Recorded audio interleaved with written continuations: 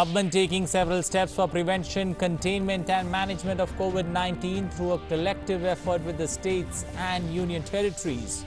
Union Health Minister holds video conferencing with health functionaries and senior officials as well as field officers of World Health Organization on the containment measures for COVID-19 in India.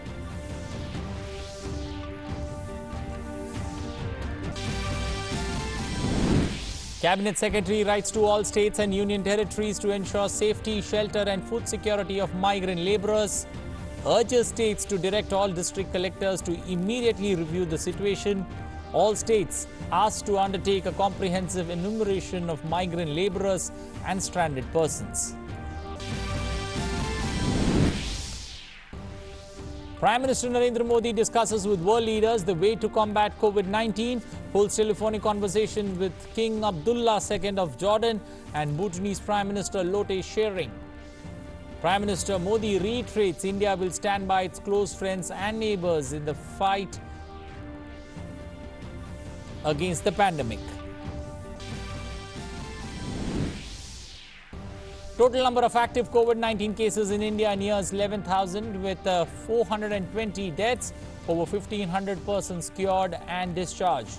Maharashtra remains worst hit while situation in Kerala improves.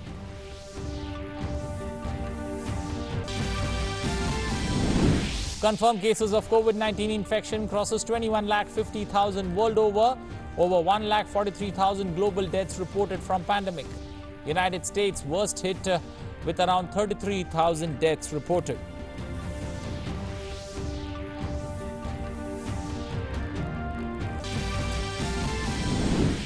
And US President Donald Trump proposes guidelines to revive the US economy in a staggering three-stage process. Says a prolonged shutdown could be deeply harmful to the US economy and society.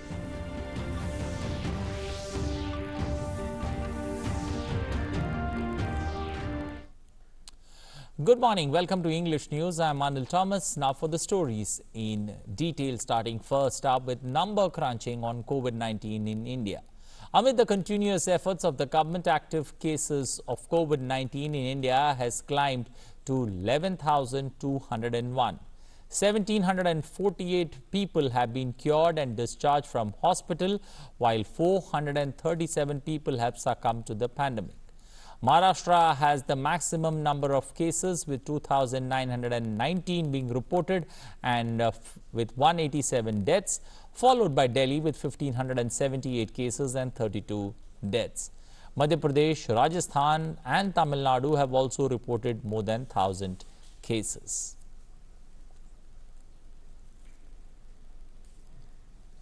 Government of India is taking several steps for the prevention, containment and management of COVID-19 through a collective effort with all states and union territories. These are being regularly reviewed and monitored at the highest level. Dr. Harshvardhan, Union Minister of Health and Family Welfare, on Thursday held a video conference with health functionaries and senior officials as well as field officers of the World Health Organization on the containment measures for COVID-19. Dr. Harshvardhan was appraised that WHO officers working at district level are doing technical coordination for the development of micro plans for clusters and outbreak containment with states and union territory officials, and also helping them in devising a strategy for continued surveillance of districts. WHO's National Polio Surveillance Network team will support the Ministry of Health and Family Welfare to further strengthening the ongoing surveillance and response based on transmission scenarios and testing of cases.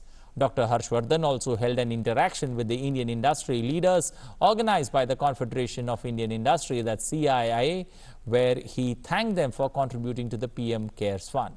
He assured them that the government is aware of the difficulties faced by them and allied their concerns with respect to measures being undertaken for the revival of the economy. He also encouraged them to make the best use of Make in India opportunities in healthcare post by COVID-19 so that the country comes out more resilient and self-reliant in providing critical healthcare equipments. Moving on, Government of India has been giving a great deal of importance to the welfare of migrant laborers and stranded persons during the implementation of lockdown measures for containment of COVID-19 in the country. Cabinet Secretary has written to all states, union territories to ensure the effective implementation of detailed guidelines issued by the Ministry of Home Affairs for ensuring safety, shelter and food security of migrant laborers. The communication urges states to direct all district collectors to immediately undertake a review of the situation. They may appoint nodal officers, if not already appointed, for coordinating and monitoring the issues related to migrant laborers. In metropolitan areas, municipal commissioners may be assigned the responsibility of the implementation of welfare schemes. The document further states that all districts may undertake a comprehensive enumeration of migrant laborers and stranded persons and make all necessary arrangements for providing food and shelter for them. Psychosocial counseling may also be provided to such persons as per the guidelines issued by the Ministry of Health and Family Welfare in this regard. Ministry of Home Affairs is monitoring incidents of violation of lockdown guidelines, including the congregation of people and opening of shops and establishments on a daily basis. Instances of violence against health workers engaged in surveillance and quarantine measures, etc., are also being asserted. The Ministry of Home Affairs would take action under the Disaster Management Act against officers found responsible for such violations.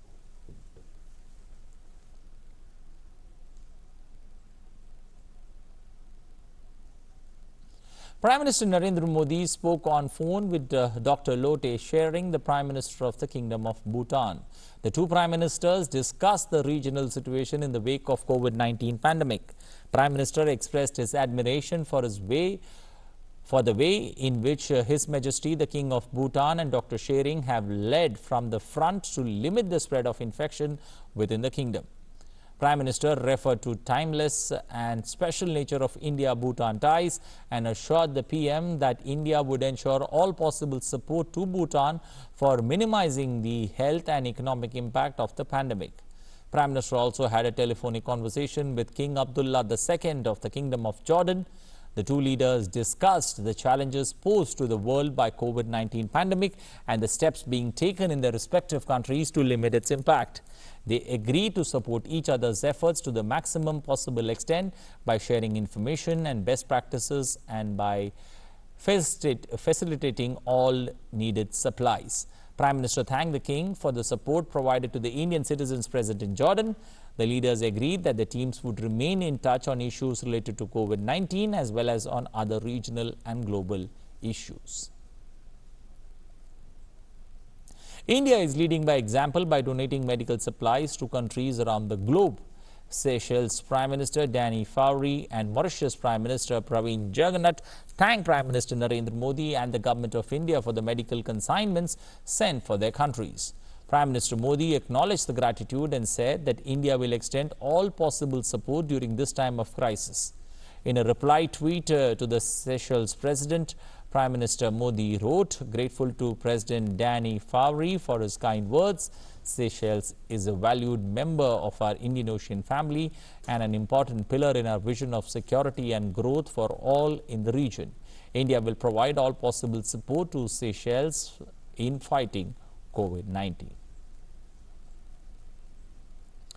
In a reply to Mauritius Prime Minister Modi wrote, "Thank you Prime Minister P.K. Jagannath for the warm words. India and Mauritius are united by history, culture, language and the Indian Ocean. We always stand by each other, especially in challenging times like this." The government has made necessary provisions to improve the production of bulk drugs in the country. Amid the coronavirus outbreak, more than 100 proposals for green clearance for production of bulk drugs or active pharmaceutical ingredients have been received by states in the last 2 weeks. This comes after Centre amended rules to expedite the process of environmental approval. The Environment Ministry had amended the Environment Impact Assessment notification for expediting the environmental clearance for active pharmaceutical ingredients related projects. Now they will get the approval at the state level itself. In its March 27 notification, the ministry had made an amendment to the EIA notification 2006, saying all projects or activities like bulk drugs and intermediates manufactured for various ailments that have been recategorized from the existing category A to the B2 category. Projects falling under category B2 are exempted from the requirement of collection of baseline data, EIA studies and public consultation. This amendment is applicable to all proposals received up to 30th of September, with the states being directed to expeditiously process such proposals. India has received 5 lakh testing kits, including rapid antibody test kits from 2 Chinese firms. India is procuring coronavirus testing kits from South Korea and China. The government has clarified that the rapid antibody test is not conducted for early diagnosis, but is in fact used for surveillance purpose. In Japan, to find 1 positive case, 11.7 persons are tested. In Italy, the number is 6.7. In US, it's 5.3. In United Kingdom, it's 3.4. In India, we do 24 tests for 1 positive case. Antibody test के indication बोल रहे हैं कि ये surveillance में इस्तेमाल करते हैं, तो फिर एक बार हम याद करवा के देख लें कि ये आरटीपीसीआर जो है पहली वायरोलॉजिक टेस्ट हम किन किन लोगों को दे रहे हैं। अब अगर मैं आपको बोलूं, फिर पुरानी याददाश्त आपको दिलवा दूं कि ये जो टेस्ट किट है, ये जो टेस्ट है किस किस को ऑफर होती है। जो भी ऐसी जगह से इंटरनेशनली आया है, जिनको 14 दिन में वो वहाँ गया था जहाँ ये बीमारी ज़्यादा फैली हुई थी, उसको ऑफर हो सकती है, उसको अगर उसके लक्षण दिखाई दे तो। लेकिन आज के तौर पे ये क्राइटेरिया रिलैक्स्ड है, लेकिन कभी ना कभी तो भी, क्योंकि ये अभी तो लॉकडाउन चालू है, इंटरनेशनल फ्लाइट्स नहीं है, कभी ना कभी तो भी ऐसे होगा, फिर हम खुल जाएं, उस वक्त ये क्राइटेरिया फिर लगेगा, इसलिए उसको अभी भी रखे हैं।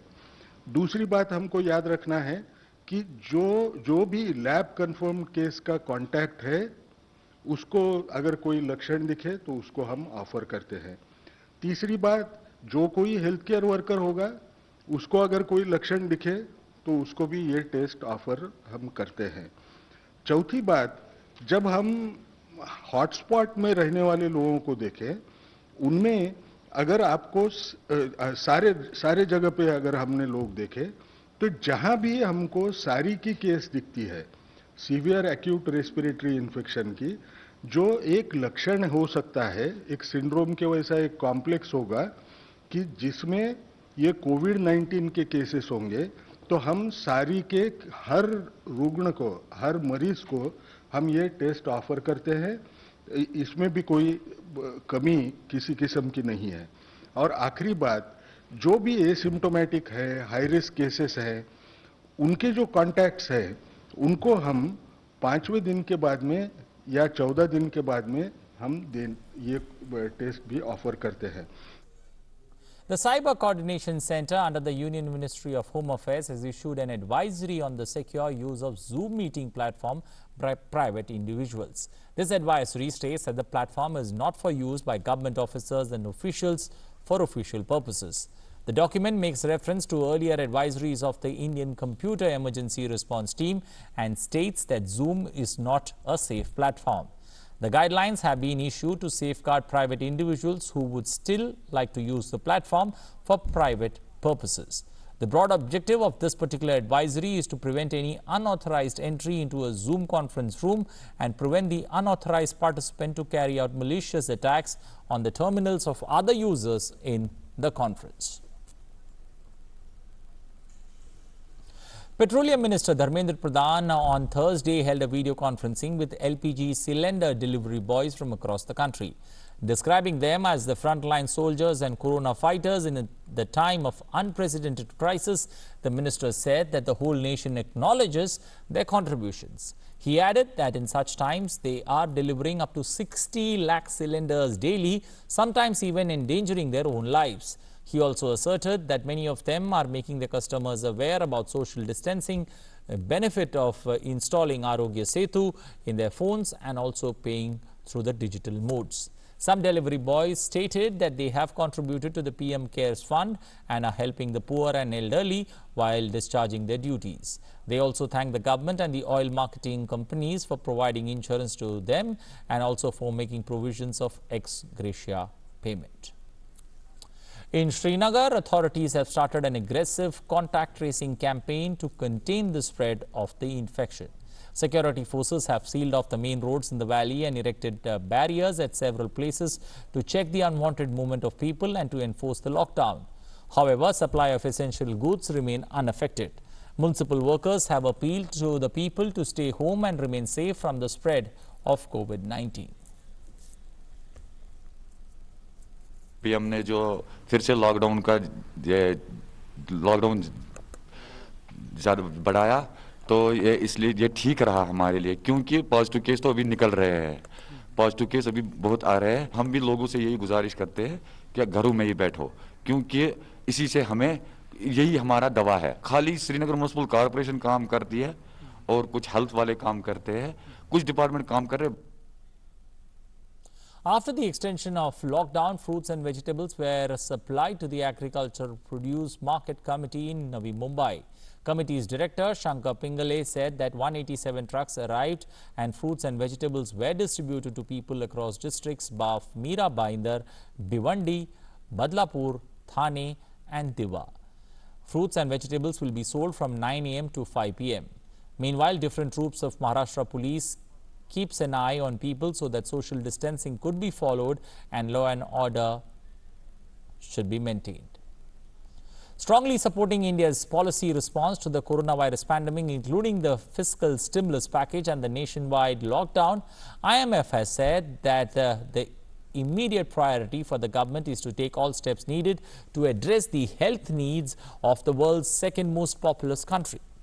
A top IMF official said that the short-term economic cost of the lockdown is much less than the long-term cost of dealing with the pandemic if it is allowed to spread. Speaking at a press briefing, Chang Yong Rhee, the director of IMF's Asia and Pacific Department, also said that the impact of the deadly virus on Asia will be severe across the board. IMF has forecast growth in Asia to stall at 0% in 2020. Asia has not experienced zero growth in the last 60 years. But since Asia has exposed itself to the virus before other countries, a recovery may begin earlier and growth in 2021 is expected to rise to 7.6%. We welcome the India government's proactive decision to have a significant lockdown to prevent the spread of the disease. I think that can cause a significant drop in economic activity. Growth rate will go down, definitely. But I think that's a very wise and important decision to minimize the long-term cost of this disease spread. And the India government and the central bank already announced some fiscal stimulus as well as monetary policy easing that is in the right direction.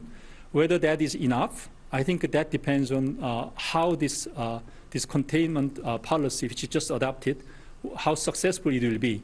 And I think after this coronavirus crisis is stabilized, then definitely they have to go back to the structural reform for more inclusive growth and India, such as focusing more on infrastructure, all these things. But that one, I think, still they have room to take care of the first task first. The deadly novel coronavirus has infected over 21.5 lakh people across the globe and left over 1,44,000 people dead. The worst affected remains United States, which has recorded over 6,67,801 confirmed cases and 33,101 deaths due to COVID-19. Recoveries were registered at 54,703.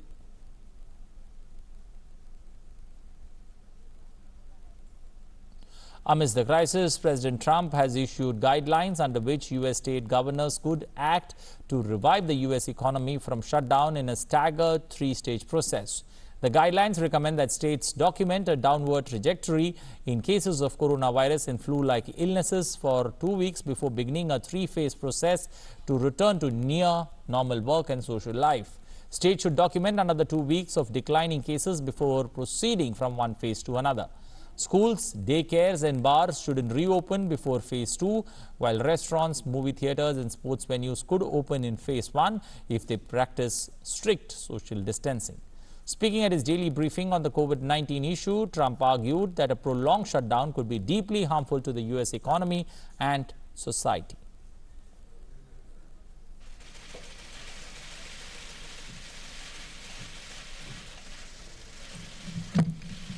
Our country has suffered. The world has suffered. 184 other countries have suffered. Therefore, my administration is issuing new federal guidelines that will allow governors to take a phased and deliberate approach to reopening their individual states. Our approach outlines 3 phases in restoring our economic life.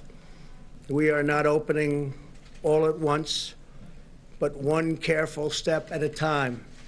And some states will be able to open up sooner than others. The second worst affected is Spain, with the overall number of infections rising to 1,84,948, with the death toll rising to 19,315 people. Recoveries were registered at 74,797.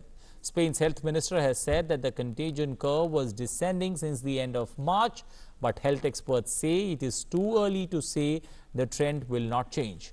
Meanwhile, Chilean author Luis Sepúlveda, better known or best known for his book, The Old Man Who Read Love Stories, died on Thursday of COVID-19 in a hospital in the region of northern Spain, where he lived for several decades. After US and Spain, Italy is the third country with the highest number of coronavirus cases. According to the tally of Johns Hopkins University, the total number of positive COVID-19 cases in Italy stood at 1,68,941. The total number of fatalities in Italy stood at 22,170, while 40,164 people have been recovered till now. As Italy continues its 6th week in a nationwide lockdown, swabs for citizens and sanitization of everything from streets to shops to hospitals have become the new norm. People with COVID-19 positives are being swabbed again at the end of their home quarantine period to see if they no longer had the disease. Medical workers in full protective gear tested people in the northern city from Camperbaran to test people who have been in quarantine at home. In France, too, the coronavirus outbreak has claimed another 774 lives in the last 24 hours, bringing the country's total fatalities list to 17,941 people. According to the health ministry, the number of virus patients hospitalized dropped by 474 and the number in critical care declined by 209. The total number of infections stand at 1,47,091 patients. Brazil's President Jair Bolsonaro has fired his health minister after weeks of infighting and threats over the country's coronavirus strategy. He was replaced by Nelson Teach, an oncologist who supported Bolsonaro's presidency campaign. The spread of the coronavirus in Brazil has accelerated to 30,425 confirmed cases, with some 200 fatalities per day, bringing the death toll to 1,924 on Thursday. Meanwhile, authorities in Rio de Janeiro are resorting to creative methods to get people off their streets during quarantine by deploying drones. On Thursday, drones flew over the streets of Rio de Janeiro, issuing alerts to people via speaker when they were gathered in crowds. Russian President Vladimir Putin has postponed the May 9th Victory Day parade in Moscow's Red Square due to the COVID-19 pandemic. This year sees the 75th anniversary of the Soviet victory in World War II, and the annual military parade has not been postponed before. Putin said in a televised address that there was now no choice but to push back the event. He, however, said the parade would still be held later this year, though he did not name a date. Several war veteran organizations had earlier appealed to Putin to postpone the parade. 27,938 confirmed cases have been reported in Russia, while 232 people have lost their lives due to COVID-19 pandemic.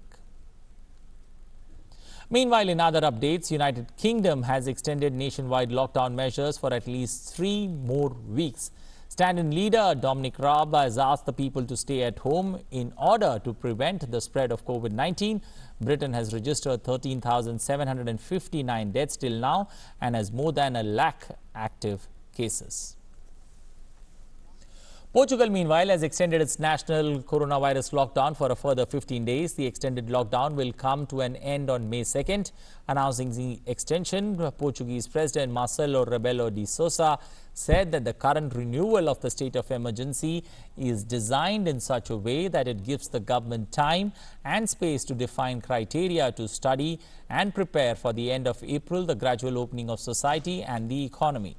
Initially declared by the President on March 18, the state of emergency restricted movement of people and led to thousands of businesses to suspend their activity, especially in the restaurant and hospitality sector. Portugal has reported 18,841 confirmed cases, while 629 people have lost their lives so far. British Emergency Service have congratulated 99-year-old war veteran Tom Moore on raising more than $16 million for the health service by completing the 100 laps of garden walking with a support.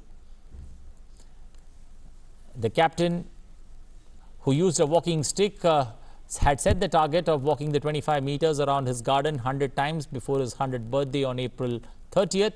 Moore served in India, Burma and Sumatra during the World War II. He said the walk was inspired by the care he received from Britain's state-run health service when he broke his hip and when he was treated for cancer. Back home in Jammu and Kashmir, an encounter has started between security forces and militants. The encounter is happening in Diora Khelar village of Shopian district. Reports are coming that 2 to 3 militants are trapped in the village. More details are awaited. Well, that's all we have time for in this edition of news. But remember to stay indoors, to stay safe and also to stay positive. That's it from me. Thanks for watching. Bye-bye.